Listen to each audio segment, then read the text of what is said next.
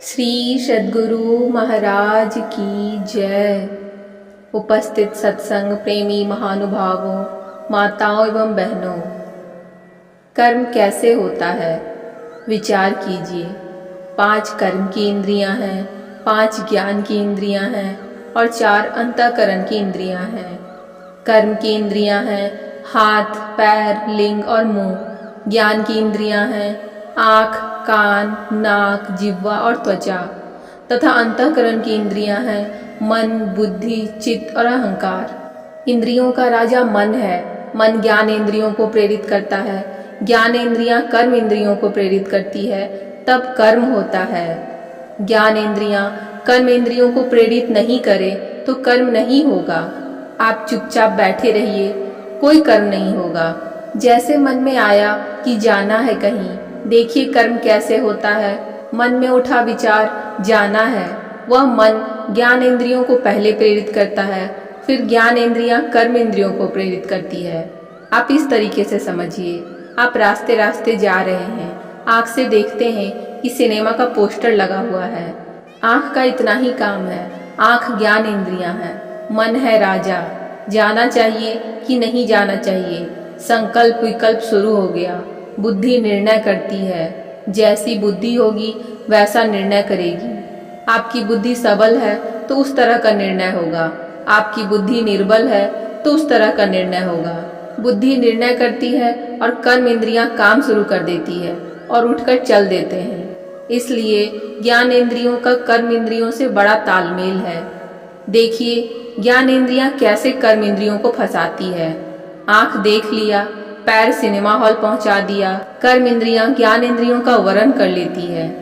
कर्म इंद्रियों का त्याग करें। कान है ज्ञान इंद्रियां, मुंह है कर्म इंद्रियां। कान से जैसा सुनते हैं वैसा बोलते हैं। संथाल का बच्चा सुनते सुनते संथाली बोलने लगता है, अंग्रेज का बच्चा सुनते सुनते अंग्रेजी बोलने लगता है। जैसा आप सुनेंगे वैसा आप बोलेंगे। कैसा लगाव है ज्ञान इंद्रियों का कर्म इंद्रियों से। मुख से खाते हैं मांस, मछली आदि तरह तरह की चीजें। आप जैसा खाएंगे ज्ञान इंद्रियां उसी तरह काम करेंगी। चाहते हैं ठीक ठीक नियंत्रण, तो ज्ञान इंद्रियों से ऊंचा है मन। मन को रोक दीजिए, मन का सूत्र उधर नहीं जाने दीजिए। मन रुक जाएगा तब वह ज्ञान इंद्रियों को प्रेरित नहीं करेगा और ज्ञान इंद्रियां भी कर्म इंद्रियों को प्रेरित नहीं करेगी और कर्म नहीं होगा। इसलिए भगवान कृष्ण अर्जुन को कहते हैं कि तुम सारे धर्मों को छोड़कर मेरे शरण में आ जाओ। धर्म का मतलब क्या हुआ? आंख का धर्म है देखना, कान का धर्म है सुनना, नाक का धर्म है सूंघना, जिह्वा का धर्म है रस लेना। आंखें खुली रहे और आप देखे नहीं, कान खुला रहे आप सुने नहीं, नाक हो लेकिन कोई गंध ग्रहण नहीं करे। यह होगा कैसे? मन के साथ चेतन उसी तरह से है जैसे दूध के साथ घी रहता है। इसलिए मन को रोक देंगे तो चेतन की धार जो इंद्रियों से जुड़ी रहती है वह धारा इंद्रियों से हट जाएगी। चेतन धार हट जाएगी तब इंद्रियां कोई काम नहीं करेगी। विषय का त्याग हो जाए तो तत्व का दर्शन हो जाए। यह नित्य का अनुभव है कि जब हम गहरी नींद में होते हैं उस समय कोई इंद्रियां काम नहीं करती। सारी चेतना सिमट कर हृदय में चली जाती है। एक भी इंद्रिय उस समय काम नहीं करती है, न चित्त, न मन, न बुद्धि, न अहंकार, कुछ भी नहीं। कर्म इंद्रियों की तो बात ही छोड़ दीजिए। स्वप्न की अवस्था में कर्म इंद्रियां काम नहीं करती हैं, लेकिन 4 इंद्रियां काम करती हैं, मन, बुद्धि, चित्त और अहंकार। जगते हैं तब सब इंद्रियां काम करने लगती है। 14 इंद्रियां जागृत अवस्था में काम करना शुरू कर देती हैं। यह स्वाभाविक है। जैसे चेतना सिमटती है, गहरी नींद में चले जाते हैं। उस समय किसी तरह का कष्ट, कोई अभाव, कोई दुख आप महसूस नहीं करते हैं। अभी जगे हैं तो बहुत से अभाव दिखते हैं। पड़ोसी जैसा मकान नहीं है, उसके जैसा पैसा नहीं है, यह नहीं है, वह नहीं है। गहरी नींद में कोई अभाव नहीं होता। जगते ही दुख की पोटली माथे पर सवार हो जाती है। यह स्वाभाविक है। क्रिया विशेष द्वारा सारी चेतना को समेट दीजिए। चेतना ब्रह्मांड से पिंड में उतरती है, उसी जगह समेटना है। आँख के ऊपर ब्रह्मांड है और आँख के नीचे पिंड है। जितनी इंद्रियां हैं सब आँख के नीचे ही हैं। दोनों आँखों के मध्य में जहाँ पिंड ब्रह्मांड का मिलन है, जिसे सुषमना, आज्ञा चक्र, दशम द्वार आदि कहते हैं, वही चेतना समेटे, वही जगह है। जैसे तैसे नहीं, एकटक आप देखिए, केंद्र में दृष्टि को स्थिर कीजिए, मन स्थिर हो जाएगा। मन स्थिर हो जाएगा तो सारी चेतना जो शरीर में बिखरी हुई है सिमटकर पिंड से ब्रह्मांड में चली जाएगी, कर्म मंडल से ऊपर चली जाएगी। कर्म मंडल से ऊपर भोग होगा।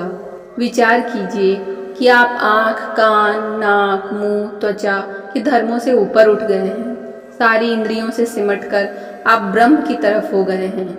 वही तो भगवान कह रहे हैं, तुम सारे धर्मों को छोड़कर मेरी शरण में आ जाओ, मैं तुमको सारे पापों से मुक्त करके पवित्र कर दूंगा।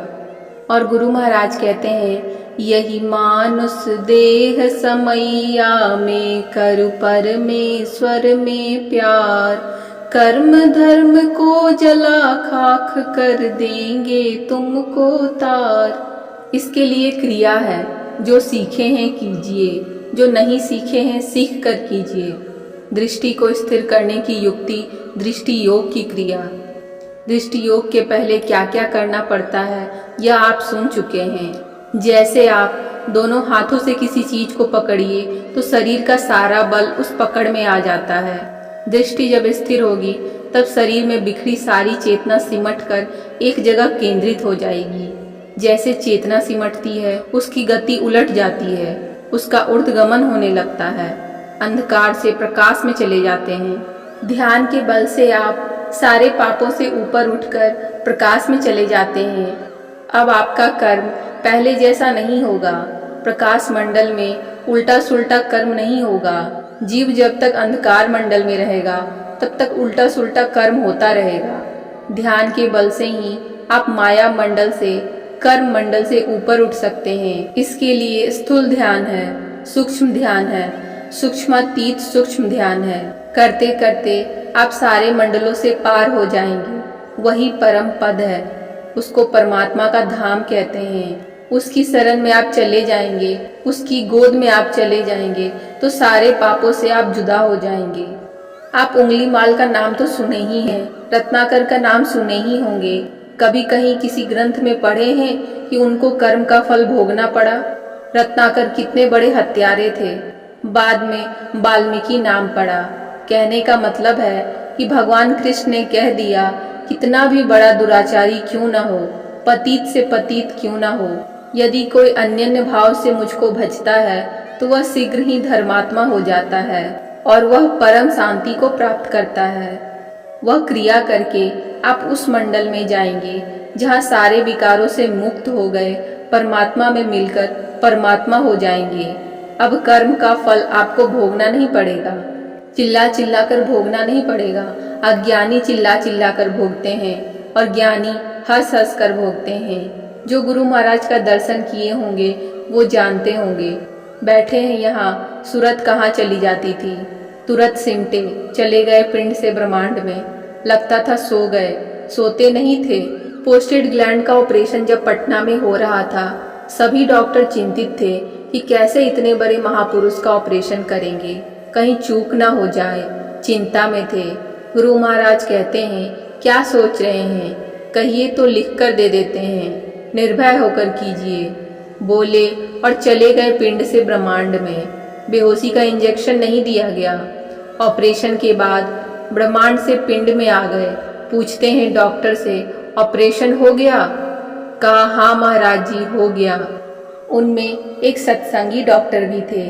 वे डॉक्टरों से कहते हैं, आज तक आप लोग मनुष्य का ऑपरेशन करते होंगे, आज आपने भगवान का ऑपरेशन कर दिया। बोलिए श्री सद्गुरु महाराज की जय। बस आज के लिए इतना ही। आशा करती हूँ आपको यह प्रवचन सुनने में अच्छा लगा होगा। प्रवचन सुनने में अच्छा लगा हो तो कमेंट में जय गुरु महाराज जरूर लिखिएगा। मिलते हैं ऐसे ही और वीडियोस में। तब तक के लिए धन्यवाद। जय गुरु।